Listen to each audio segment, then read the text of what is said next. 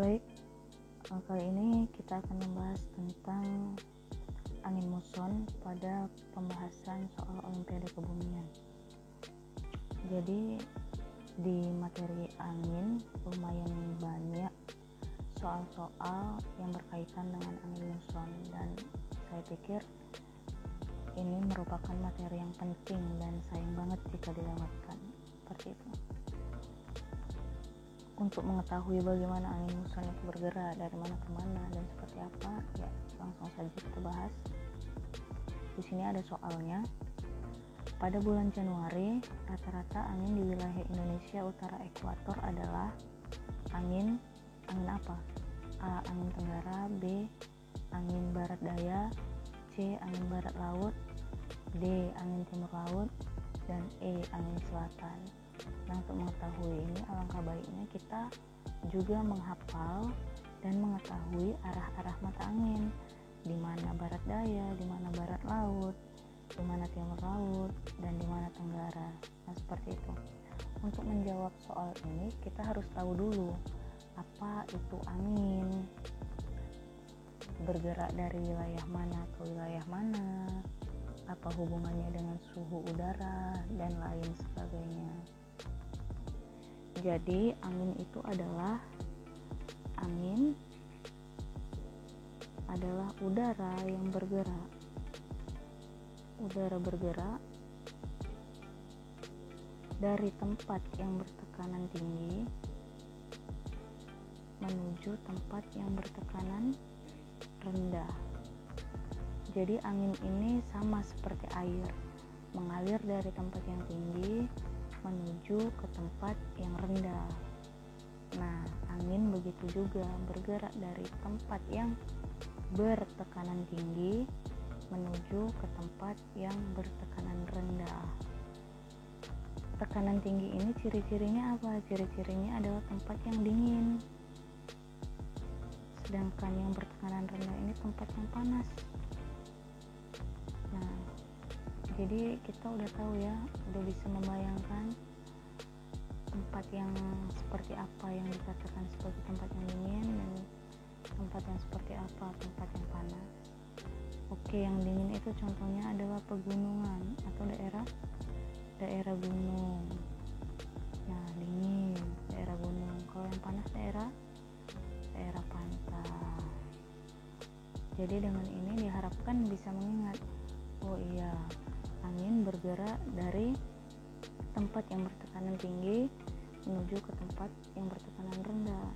Yang bertekanan rendah suhunya panas, contohnya pantai. Cukup ingat itu saja. Kemudian, nah, kita harus tahu juga gerak revolusi dari bumi.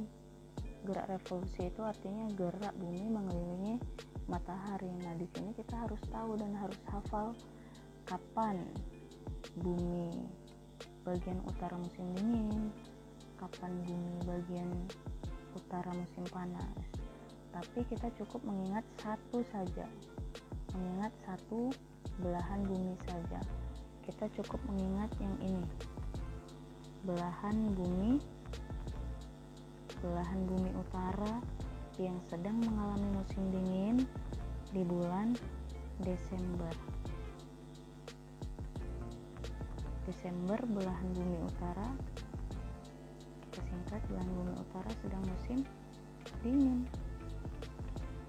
Nah, dengan begini kita akan tahu kapan di belahan bumi utara mengalami musim panas, yaitu tentunya 6 bulan sejak bulan Desember. Berarti kalau gitu di belahan bumi utara mengalami musim panas ketika bulan Juni. Nah, di sini kelihatannya kenapa musim panas?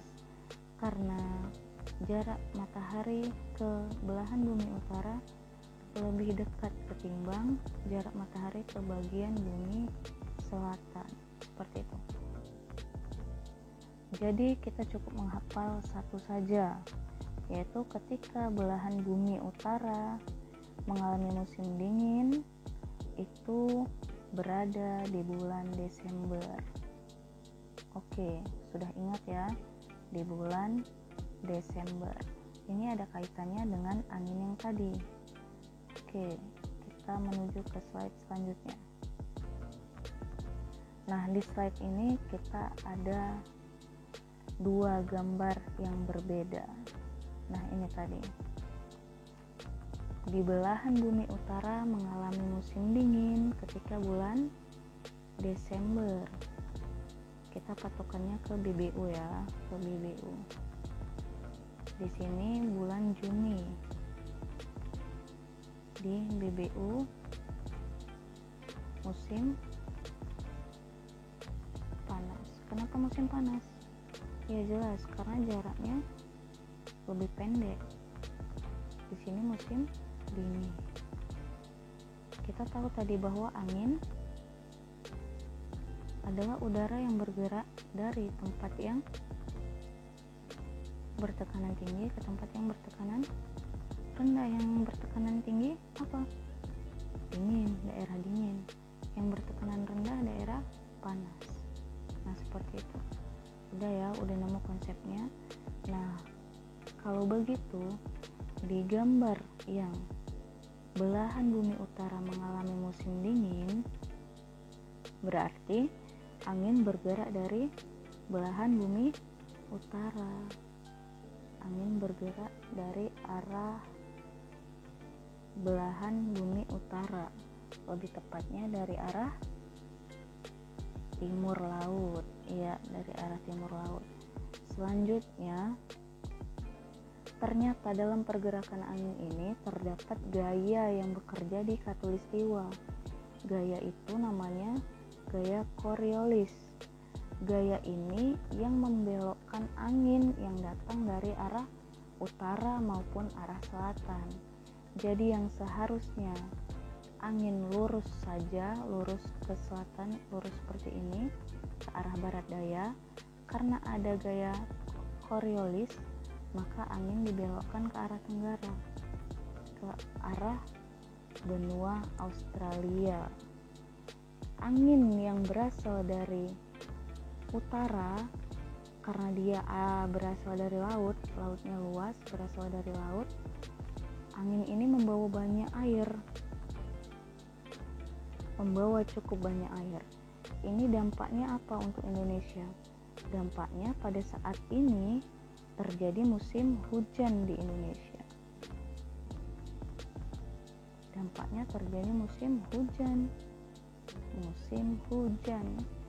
Jadi angin yang membawa cukup banyak uap air dari Samudra Pasifik melewati Indonesia, dan kemudian karena pengaruh dari suhu matahari yang cukup terik di Indonesia, maka terjadi kondensasi dan terjadi pelepasan uap-uap air di daratan Indonesia. Itu sebabnya ketika bumi belahan utara mengalami musim dingin, di Indonesia mengalami musim hujan. Oke, paham sampai sini ya? Nah, kalau sudah paham, kita bahas gambar berikutnya. Kalau seperti ini, di gambar yang kedua, ya, angin bergerak dari, benar sekali, angin bergerak dari belahan bumi selatan, dari daratan Australia. Nah, gaya Coriolis di sini tetap bekerja. Dia membelokkan angin ke arah timur laut. Seharusnya angin kalau tidak ada gaya Coriolis, angin akan lurus saja ke arah barat laut, ke arah sini. Nah, tapi karena dibelokkan gaya Coriolis, jadi anginnya bergerak ke arah timur laut. Nah, angin yang berasal dari daratan Australia ini tidak membawa air, karena dia bergerak dari daratan, tidak membawa air. Dampaknya bagi Indonesia apa? Dampaknya bagi Indonesia jelas saja, Indonesia mengalami musim kemarau, karena Indonesia cuma punya 2 musim hujan dan musim kemarau. Jadi di sini ketika angin bergerak dari daratan Australia, dia tidak membawa uap air karena daratan tidak cukup banyak mengandung uap air. Nah, seperti itu. Jadi dampaknya ketika angin melewati Indonesia, tidak ada uap-uap air yang dijatuhkan di daratan Indonesia. Akibatnya apa? Kemarau. Di Indonesia kemarau, dan itu biasa terjadi di bulan-bulan ya, di bulan April melewati Juni sampai ke Agustus biasanya. Dari mulai April ke Juni dan ke Agustus itu musim kemarau. Kalau musim hujan dari September melewati Desember dan kemudian ke Maret. Loh Bu, kenapa musim panasnya bulan Juni tapi kemaraunya dari bulan April? Ya jelas saja bumi mengalami perputaran. Nah, bumi mengalami perputaran ketika berada di sini. Nah, ini di Maret. Di Maret ini belahan bumi utara sudah lebih banyak mendapat sinar matahari, yang ini artinya awal-awal musim panas. Awal musim panas di belahan bumi utara, awal-awal musim panas. Nah, awal-awal musim panas di Maret. Jadi oleh karena itu, kalau musim panas di belahan bumi utara, jelas kemarau di Indonesia. Nah, begitu dia. Sudah paham sampai sini? Ya, saya harap sudah. Jikalau tidak, silakan bertanya kembali. Kemudian kita kembali lagi ke soal. Nah, ke soal ini. Setelah tadi kita membahas arah-arah datangnya angin, gaya Coriolis, apa dampaknya bagi Indonesia. Sekarang kembali ke soal. Pada bulan Januari, rata-rata angin di wilayah Indonesia utara ekuator adalah, kita lihat lagi gambar ini. Pada bulan Januari, kira-kira bumi masih berada di sini kalau pada bulan Januari. Itu artinya belahan bumi bagian selatan masih mengalami musim panas, bumi bagian utara masih mengalami musim dingin. Oleh karena itu, angin bergerak dari arah utara ke arah selatan. Di wilayah Indonesia bagian utara, ini Sumatera, ini Kalimantan, di bagian utara anginnya apa? Anginnya ke arah timur laut. Karena pergerakan angin cuma dua, arah timur laut dan arah tenggara. Arah timur laut dan arah tenggara. Nah, arah timur laut dan arah tenggara. Jadi ini jawabannya udah jelas ya. Angin timur laut yang berada di utara ekuator. Kalau di selatan ekuator, angin tenggara. Nah, seperti itu dia. Semoga paham. Jika ada yang ingin ditanyakan, silakan bertanya.